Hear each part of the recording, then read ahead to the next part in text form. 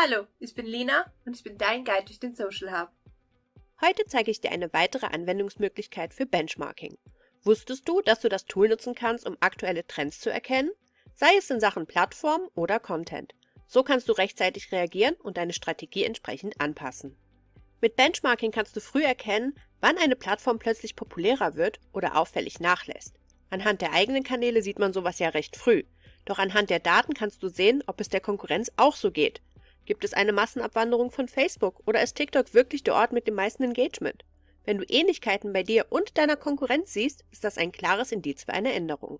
Aus diesem Grund empfiehlt es sich übrigens nicht nur direkte Konkurrenten ins Benchmarking zu integrieren, sondern auch andere relevante Accounts aus deiner Branche. Denn so kannst du sehen, ob die Trends wirklich nur deine Bubble oder die Branche an sich betreffen. Aber auch in Sachen Content kannst du Trends analysieren. Dafür schaust du, welche Beiträge oder Beitragsarten besonders gut bei deinen Mitstreitern performen. Nutzen sie bestimmte Memes, Trendsounds oder Storytelling-Methoden?